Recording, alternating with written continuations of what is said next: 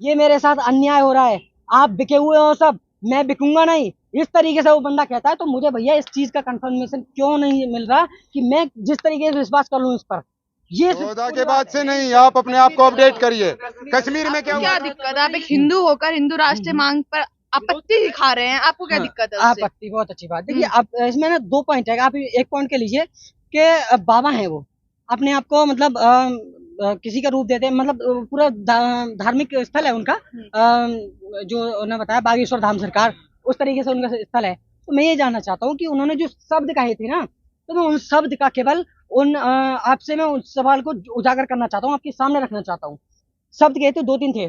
देखिए पहला शब्द एक जब मंच पे होता है तो जयपुर का एक लड़का आता है, वो अपनी थोड़ी बात बताता है जिससे कि वो लड़का जो कि मोमडन के जो है लड़की के साथ अफेयर होता है उसका, वो उस बात को बारे में जानने आता है। लेकिन बाबा थोड़ी सी देर के बाद में उसको कहते हैं कि मतलब लव के बारे में नहीं कहेंगे, ऐसा कुछ लिखा था, लेकिन लव उसमें था ही नहीं। तो इस चीज को क्या समझा। अब उसका उसी समय उसका वो जो जयपुर का लड़का कहता है कि भाई बाबा जी इसमें तो जयपुर है ही नहीं। अब फिर उसके बाद में फिर उसके कर्मचारी आ जाते हैं, आप उसका रिएक्शन देखिए, उसके अभी भी वीडियो पड़ी हुई है, जब उसके कर्मचारी आते हैं उसको लड़के को बाहर फेंकने की कोशिश करते हैं। बाबा खुद कहते हैं कि ठीक है बैठो बैठो, नहीं उसके कर्मचारी बाहर निकालते हैं। चलो ये बात को भी छोड़ दो, उसकी माता जी को कहता है वो मम्मी, ये बात खत्म। जय हिंद। करोड़ों जनता भी है उसमें। मैडम, हिंदू राष्ट्र की मैं बताता हूँ, आप कभी किसी मुस्लिम राष्ट्र में गए हो? कोई भी आपका पत्रकार किसी मुस्लिम राष्ट्र में गए हैं?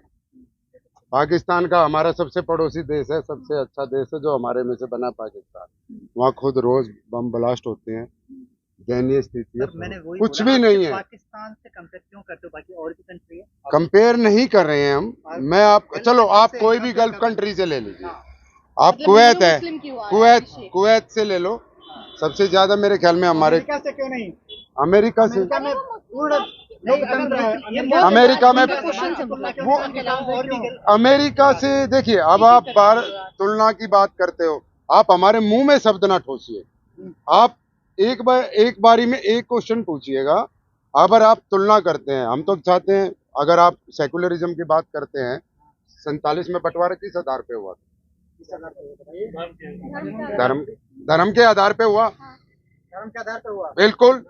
आप मना करके दिखाइए। बताइए क्या था? मुस्लिम लीग ने चाहा कि हम मुस्लिम लीग की 14 जो मांगे थी क्या थी बताइए। आप उसको छोड़िए, बताइए मोटी सी बात आइए, मुद्दे पे आइए। धर्म के आधार पे हमारा बंटवारा हो गया। हिंदू पाकिस्तान धर्म के आधार पर नहीं हुआ। आज भी हाँ 25 लाख लोगों को कत्ल करने की बात करता है एक बाबा।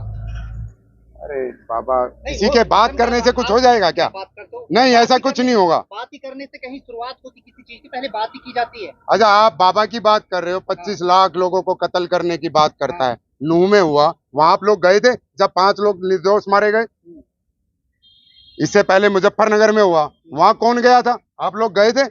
वहां पे 13-25 लोग मारे गए। पहले कैसे मारे जाते हैं? प्लानिंग होती है, पत्थरबाजी होती है, ठीक है, बंदूकें चलती हैं, प्रशासन रखा रहता है। कितने टाइम से हो रही है पत्थरबाजी? ये तो देखो, कश्मीर से हटके अब यहाँ पे आ गया।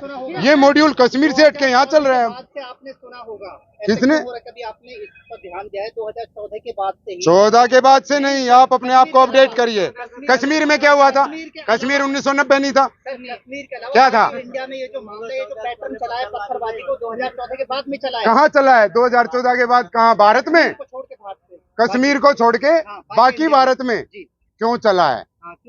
क्यों चला है? आपने कभी सोचा? हाँ, ये प्लानिंग कौन सा समुदाय कर रहा है विशेष?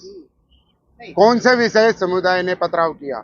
आज तक का रिकॉर्ड उठा के मुझे बताओ। सर, बीजेपी शासित राज्यों में ज्यादातर ऐसा होता है। मैं दिल्ली में रहता हूँ। आप कौन से स्टेट में रहते हो? मैं हरियाणा में रहता हूँ। आप हरियाणा में रहते हो? क्या आप मुझे जवाब देंगे हरियाणा में नूह में क्या हुआ? नूह में जो है गलत हुआ कि सही हुआ? ओवरऑल बात करिए आप। सरकार का फेलियर नहीं था क्या?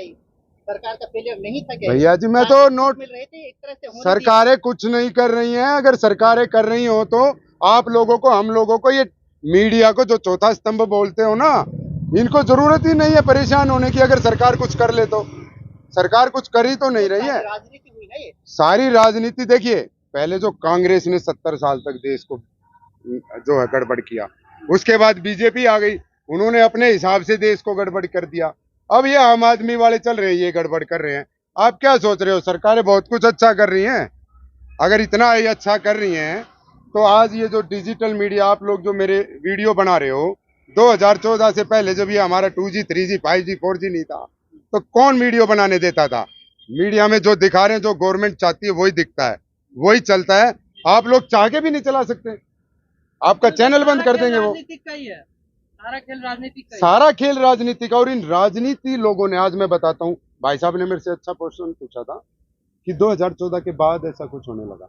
आप राजनीति की बात करते हो, इनके मुंह से निकला कि बीजेपी के आने के बाद मान लिया, चलो अब तो बीजेपी जिम्मेवार है। 1990 में कांग्रेस जिम्मेवार थी, 84 में कांग्रेस जिम्मेवार थी, अब आम आदमी जिम्मेवार है। नांगलोई में मेरे यहाँ दंगे हुए, किराड़ी विधानसभा में, पार्टी जिम्मेवार है ना, पार्टी ही जिम्मेवार है या आम आदमी जिम्मेवार है? बताओ। अब पार्टियां जिम्मेवार हैं, इसका मतलब हमारे सिस्टम में गड़बड़ है। लॉ एंड ऑर्डर आम आदमी पार्टी के हाथ में नहीं है, बीजेपी। आप इन चीजों को मत देखिए। लॉ एंड ऑर्डर, अच्छा लॉ एंड ऑर्डर जब घर में 45 करोड़ रुपए लगते हैं तब लॉ एंड ऑर्डर आ जाता है। तब लॉ एंड ऑर्डर कहां से आ गया?